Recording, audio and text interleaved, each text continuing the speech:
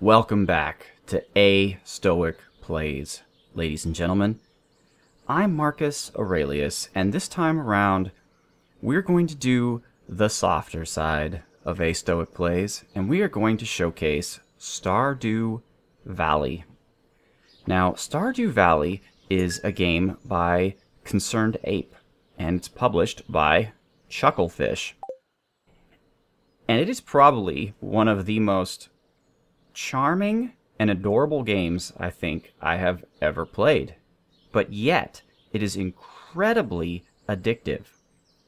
And what's so interesting about it is it's not particularly challenging. It's very casual. You don't have to do everything right. You don't have to min-max. You just kind of do your thing however you want to do it. So there's definitely things that you want to achieve, and so there's challenge in that. You have to think, obviously, but it's not like you don't die or you don't have to worry about screwing things up, and it's incredibly entertaining. And I was actually debating whether or not I should show the intro, because the intro is really, really good. I decided not to. I'm sure that you can find it on YouTube, but it's just this really sweet story. You have this grandfather, and he dies, and he gives you a letter, but he tells you not to open it until you're ready. And so you start life, the hero of this game, whether you choose to be a male or a female, and you start life working for this major corporation in a big blank room with all these cubicles, and it's just misery, and it's just a low point of the human condition, right? It's very similar to the life that I'm sure many of us lead, where we focus on what we need to do rather than what we want to do in order to obviously earn an income and make our lives function, you know? And while there's nothing wrong with that, it definitely has a bit of a drudgery attached to it. And so the theory goes, your character gets tired of this soul-crushing monotony of working for this Joja corporation, and opens the letter and finds that he has been bequeathed this farm in this little town of Stardew Valley. And you pick up and you decide to leave your family behind. You do have a mother because she occasionally writes you letters, but you decide to just start life afresh in Stardew Valley. And while in Stardew Valley, you meet lots of interesting and lovable characters.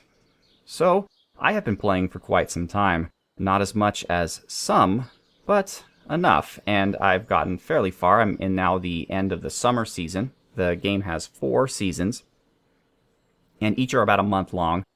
And I guess once you get through all the seasons, you restart and go again from scratch. Let's take a look at it.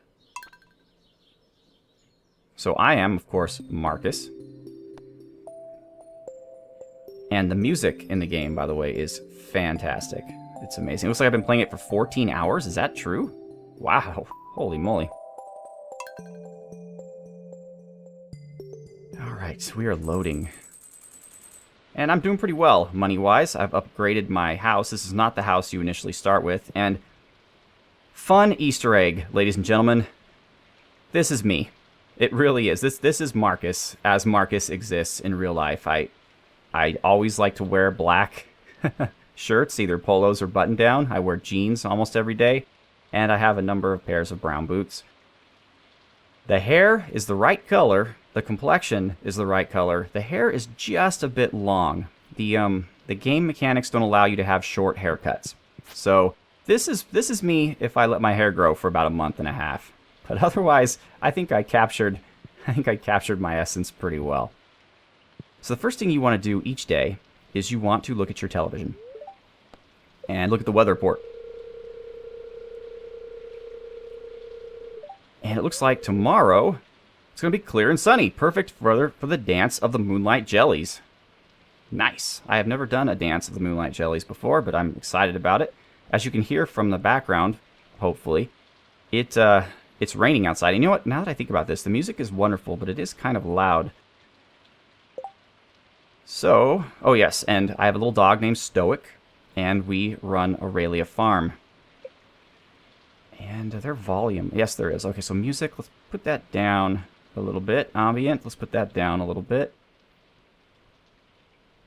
Alright, that should be good. That way we can hear what's going on without necessarily being overpowered by the lovely, lovely music. And I don't want to exit to the desktop. Alright, so I've got my weather report. The fortune teller, I don't get it, really.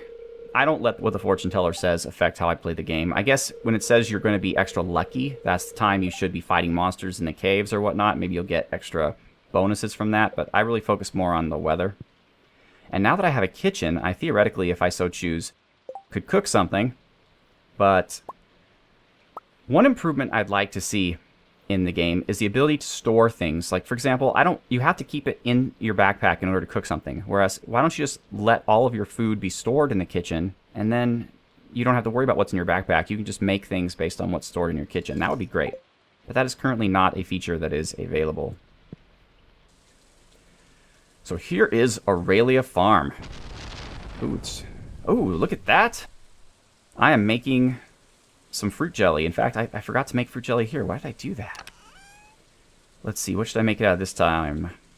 How about grapes? And the stars next to your food items or flowers or whatever it is you're growing denote their awesomeness. So regular is regular, silver star is silver star, and then gold star is the best. So I'm going to go ahead and put that grape in here. And now we're making jelly out of both. Excellent. And since it's raining, I don't actually have to water any of my crops. Here we have a hot pepper. And that's a shame. I was growing something here. I thought it was something interesting, but it's gone now. I think the game sometimes does weird things between saving and reloading, I've noticed. But I've got some blueberries going on here. And some of you are going to say, oh, I get it, Marcus. This is basically Harvest Moon. And yes, it is. I've never played Harvest Moon, but I understand what it's about, and this is obviously an attempt to emulate that. Although from what I hear from people who know more than I do, this is more than Harvest Moon. It's got a lot more things to do and accomplish. But I'm going to go ahead and pick all my veggies. It's summertime, so rain is actually pretty rare, so it's neat that it's actually raining. Because one of the struggles is definitely watering your stuff. Although you can improve your pan that you water with, and you can also build sprinklers. I have one here. And this is an advanced sprinkler, and it waters everything around it. But they're hard to build, and so I won that one, I think, for solving a quest or something. And another pepper. Nice. Alright, cool. So this is an ancient seed. I can't wait to see what that's doing. And then I'm growing 3 trees here. A pine, a maple, and a oak, I believe. And I'm going to hit them with these sapper things that basically get sap out of them. And then over here, I'm growing 2 fruit trees. I've forgotten what fruits they are. They're trees that bloom in the fall, I believe, so that I can have them next. There's other trees that bloom in the summer, but I didn't want to. They're really expensive, so I didn't want to spend the money on them. The scarecrows, of course, keep the crows away. And yeah, it's my sapper thing, but there's no sap in it right now. That's a shame. That's sad. Alright, so on a day like this, when it's raining, you want to fight monsters in the caves. So I guess we could explore that aspect of the game. I just need to get ready for it. So I think I have plenty. Yeah, I have 20 blueberries. I'm trying to store 20 hops. That's fine. 7 tomatoes. Let's get more of those. So 14 tomatoes. We'll keep the blueberries. We have plenty of peppers. Refined quartz. Amethyst is very useful because one particular character really loves amethyst. One of the objects of this game, and in this case it reminds me kind of the Persona series, is that you make friends in town by giving them gifts that are relevant to their interests and also spending time with them. Frozen geode. Okay, so that's all this I need. I could sell this stuff. Hold on to the amethyst. And let's go through that friendship system actually real quick so I can prepare myself for the day ahead. So every week, you are allowed to give a character 2 gifts. And the number of hearts they have towards you is how much they like you. And it opens up different interactions with them and whatnot. And so you can kind of see who I've been focusing on. The ones that say single underneath them are romanceable options. And there are 5 women and 5 men that you can romance. And from what I understand, it doesn't matter what gender you are. that plays no effect. But as boring and plain as it may sound, I am a cis male. Is that the correct way to put that? A male who likes females. And so that is generally the direction that I am leaning in. Emily, in my opinion, is one of the standout characters of this series, and I'm actually kind of bummed out that she's not a romanceable option. She's really kooky. She starts off being like this hippie, kind of granola hippie, who wants you to plant organic crops and stuff. And then you find out that she's also like a budding fashion designer. And then she calls you into her room one day, and she puts on the music, it just starts dancing for you. It's really kind of an interesting moment, and I'm sitting there like, is this game really going to go there? But it was actually just, I guess, a club dance. She just wanted to show you. So Penny is actually the choice that I have made in terms of romance options, and I'll go into the details there. There are 5 women, as I mentioned. Haley is kind of like your typical cheerleader. She's blonde, she has big boobs, I presume, at least in the image when you talk to her. But she's kind of image focused. She's into being the pretty girl. She wants the handsome, strong man. So she's kind of like your, I don't know what you call it, 1980s prom queen kind of person, right? So then there's Maru. Maru is like a science geek. She works with her dad on soil samples, and she builds mechanical objects in her room, and she likes going outside of the telescope and looking at the stars. So she's kind of like the nerd girl. Abigail is kind of like the alternative girl. She's got the dyed hair. She wears like a leather coat or something, or a jean coat. She plays video games. She's kind of grumpy sometimes. One time you're walking in the rain in a glade, and she's there like playing a pan flute, and you're just like, what the heck?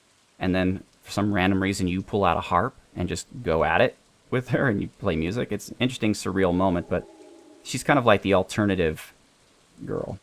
Then there's Leah. I don't know much about Leah. She lives in a cabin out in the woods, so she's probably like the woodsy type. I guess she likes animals and stuff. That's really what I know about Leah. She's, I guess, nature-oriented. And that's it for the romanceable female options. And so I went with Penny. Why? Because Penny is basically the woman that was designed in this game for Marcus Aurelius. She's really super sweet, super nice. She loves books and reading. She always spends her free time in the library. She's really kind. She's taken it upon herself to teach the kids in the town or the village, because there's no official school or anything, so she kind of tutors them and teaches them. And also she lives in a trailer with her alcoholic mother. For those of you in Europe, I believe you call them campers, but in the States we call them trailers. And so she's obviously she doesn't have a very good income. She mentions a couple times when you talk to her how she's never going to leave the valley. She'd like to see the world, but she just can't. And so she's basically just the sweet, kind woman who needs rescuing. And so, yeah, that's the one that I've chosen. And eventually, if you get to I guess full 10 out of 10 hearts, you can marry them and have children, depending on whomever you choose. Lewis is the mayor, and I'm in a really good relationship with him, precisely for the reason that the item that he likes the most, same as Penny, actually, is something that I can grow on my farm. Lewis likes peppers, and Penny likes poppies. And they both can be grown on the farm, so I always have an item in hand that they really love. And if you give someone an item that they love, it's worth like 10 times more than if you just give them a random item that they're okay with. Emily, I've had to work hard, because her loves are harder to get items, so I have to give her random stuff instead. And so that's that. Then there's also here's a map of the entire village. Here's my farm. Then you've got the Marnie's Ranch, where you can purchase animals. You have the town itself, the city hall. There's also this community center that's populated by spirits, and you can create bundles of goods to appease them. There's also a bus I've never used, and a train I've never used, and a spa that I've never used. And there's also mines that you can go and fight monsters, which is what we're going to be doing if I shut up and stop talking and proceed to actually play the game. And finally, you can craft numerous things. Again, I wish they'd allow you just to craft things directly from your storage bins, but you have to have whatever it is you want in your inventory, and you can craft things out of it. So, for example, first you start farming basic materials, but then you can build things that will allow you to expand the offerings of your farm. So for example, here I've built some forges, basically, or smelters, where I can put ore and coal and get bars of metal. Alright, so I want the pickaxe. I want the forest sword or the crystal dagger. Level 9 dagger. 4 to 10 damage. 8 to 18. Let's try the crystal dagger. I've never tried it before. And always carry a hoe with you, because there occasionally you'll see worms in the ground, and you can dig them up to get special items. And I think that's all I need. So let's go. Let's go explore Stardew Valley. And I'm used to playing this full screen, so you can't quite see as much. But one thing I'm personally good at is foraging, where you go around looking for things. It didn't work this time, but I have a skill that allows you to get 2 of something if you forage it instead of 1. Often, sweet peas are actually great because everyone likes them. No one loves them, but everyone likes them, so they're a good gift for just random people. Alright. So first thing I'm going to do is I'm going to go to the community center. Well, Pierre's, but let's look at the calendar. So tomorrow is the dance of the Moonlight Jellies. You have everybody's birthday.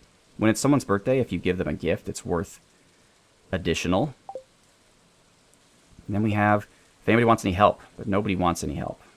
Everybody's good. So let's go into Pierre's. Now, one of the mini themes of this game... Oh, Abigail. I've already given her 2 gifts. She's the amethyst girl. She loves amethysts, but I already have amethysts, so... I mean, I already have 2 gifts in her, so... Yes, it does look more interesting in the rain. Thanks. Alright, Pierre. Will you take my blueberries, please, and my peppers, and my hops? My hops, my hops, my hops. And that's really all I need right now from you. The game looks a little strange in the window. I'm putting it in a window in order to record, but... it just looks better when you play it full screen. Hello. And also, by talking to people every day, they like you more too. So Caroline's saying her garden is happy and her water bill is lower. That's great, Caroline. I'm so happy for you. Alright, so we're ready to go kill things.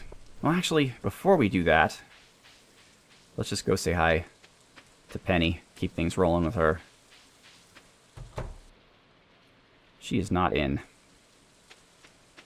Alright. Now you have to pay close attention to the clock because you will fall over exhausted if you stay up past like 1:30 a.m. I think it is. Let's see if she's in the library. Nope, no Penny. Alright, interesting. But I just remembered that I have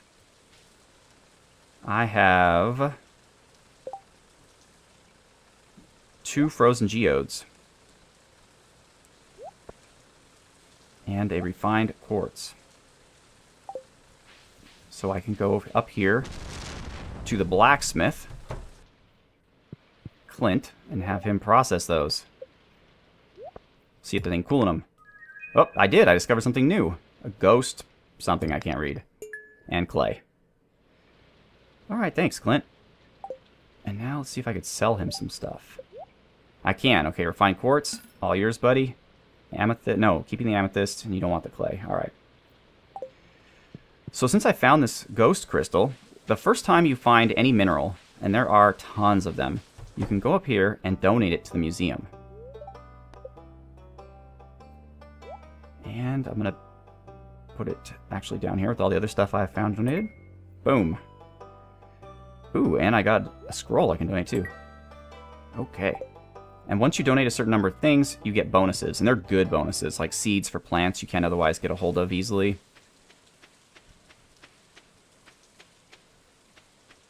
So I think her schedule's a bit weird, but I think I have a good shot of finding her up here by the community center.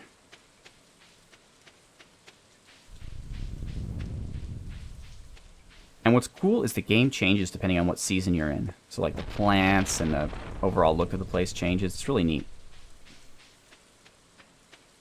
Alright. Oh, up here. Nope, she's not there. Alright, no Penny.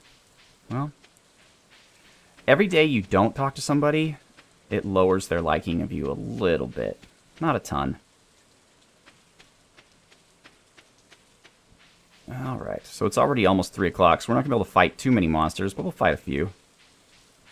It'll be good times. I've got pretty deep in the cave. There's a certain number of levels. I'm down to level 60. So these are ores. You want to dig them because you get certain kinds of ore. These are... Oh, interesting. The dagger doesn't swing. I don't know if I like that.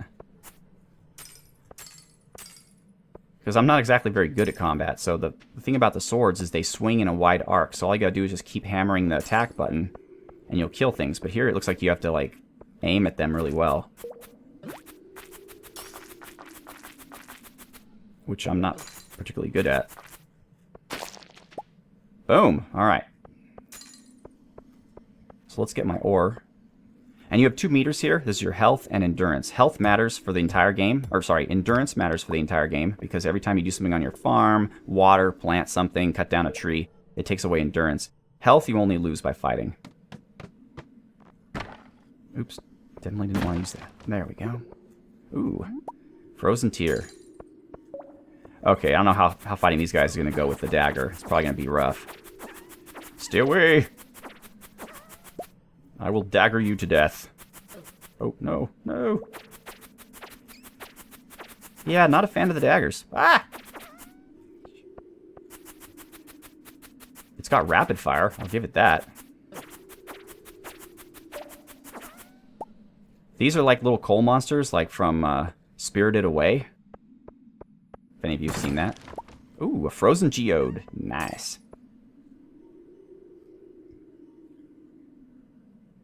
Oh, he can't get to me. So we'll just ignore it for right now. And get some more ore. The white is iron ore. You get different types of ore in different levels. In the first few levels you get copper. And then now you have iron. And I presume if you get further down you'll have gold. Oh, a bat. Get away, bat. Ah! Now, here's the funny thing about this game is all of these things you can sell for money. And obviously getting money is a really important part of the game. However, the spirits at the community center also like you to collect things to give them bundles. And as a result, they will give you bonuses, like really good bonuses. So, bat wings are a good example. I used to sell bat wings, but now I'm saving them because you need like 100 of them or something to get a bundle at the community center, which will yield better overall results for you. Alright, so we've uncovered the way down. Let's just go. Every 5 floors, you get an elevator, and you can save where you've been. Ooh, combat boots. Nice. You will not harm me, dust monster. Combat does not cause fatigue, strangely enough, but mining does. And a bat. Bring it, bat. Ooh. Oh. Bats are canny little creatures. Ah. Come on. Come on. Where are you going? Where are you going? Ah!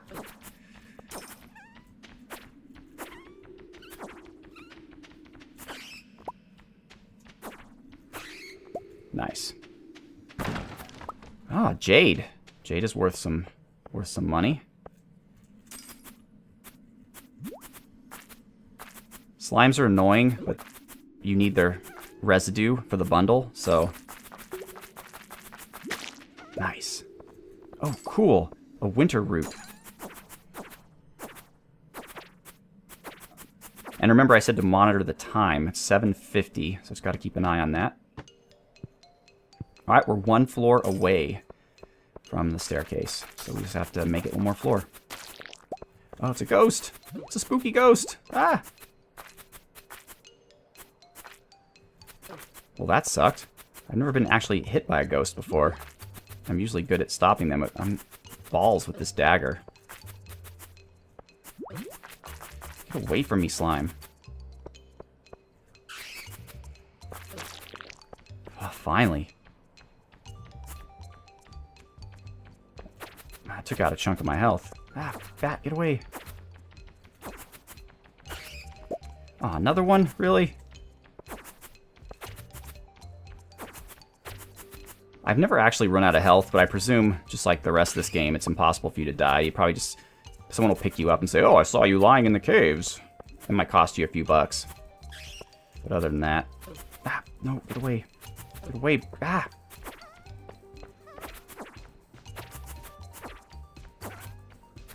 ghosts are not difficult to kill, but they take a long time. Oh, perfect. Nice. Come on.